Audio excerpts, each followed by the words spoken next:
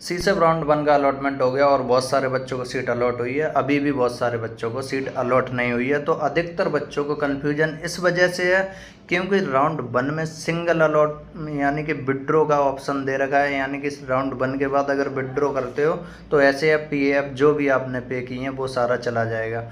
तो बहुत सारे बच्चे कन्फ्यूज हैं राउंड 2 में सीट अलॉट होगी या नहीं होगी, तो उनके लिए ये वीडियो होने वाला है।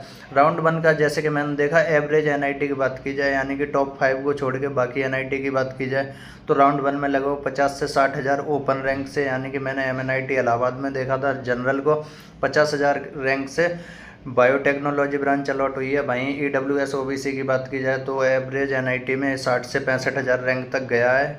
इनका 70-75 भी गया होगा। एवरेज एनआईटी की बात कर रहा हूँ, मैंने सारे कॉलेजेस में नहीं देखा है अभी। तो लोअर एनआईटी की बात की जाए तो और ज़्यादा लो गया होगा। वहीं एससी एसटी की बात की जाए तो एसटी का अप्रोक्स 2 लाख के आसपास और एससी का अप्रोक्स 1,40,000 के आसपास। तो इस कट ऑफ को राउंड 1 में अलॉट किया गया। अब राउंड 2 में कितना ड्रॉप हो सकता है? क्या अभी भी जो बच्चे यानी कि बॉर्डर लाइन पे हैं, यानी कि मान लो आपने राउंड 1 का कट ऑफ देखा कि आपकी रैंक से थोड़ा मिसमैच हो रहा है, यानी कि मान लो आपकी रैंक 80,000 है और 70,000 पे कोई सीट हुई है या 75,000 पे कोई सीट हुई है, तो क्या आपको सीट मिलने के चांस है? तो ये जो डाटा आप देख रहे हैं, top NITs, mid NITs, lower NITs, तो ये डाटा बताता है कि जनरल का जो वेरी होने वाला है कट ऑफ राउंड 2 में वो अप्रॉक्स 1,000 रैंक तक तो टॉप एनआईटी में, जैसे कि कट ऑफ सी से 1 राउंड का रहा है, लगभग सिमिलर रहेगा टॉप एनआईटीज का, यानी कि टॉप 5 की बात की जाए उस केस में लगभग 1,000 रैंक तक ड्रॉप देखने को मिल जाएगा जनरल कैटेगरी से।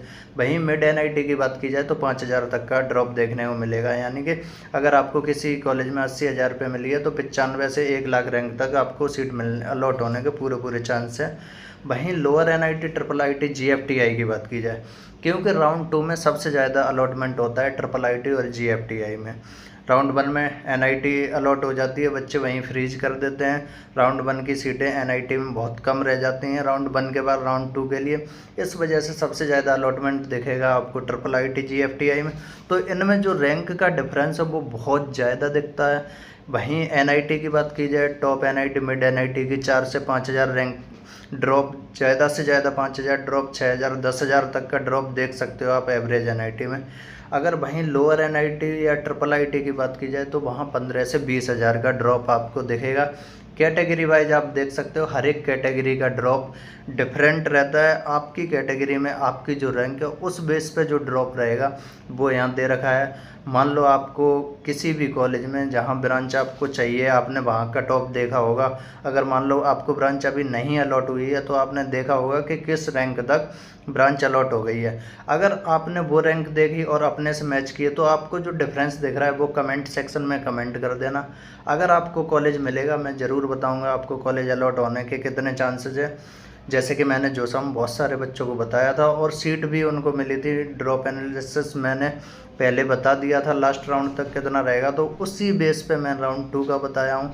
ये जो आप देख रहे हैं इतना चेंजेस तो होगा ही होगा। और अब भी अभी किसी भी बात को लेके आपको सीसेब से रिलेटेड कन्फ्यूजन हो, फिजिकल रिपोर्टिंग से रिलेटेड, कमेंट सेक्शन में कमेंट कर सकते हो। जिनको सीट नहीं मिली है पैनिक नहीं होना है, लास्ट राउंड का वेट कराना है।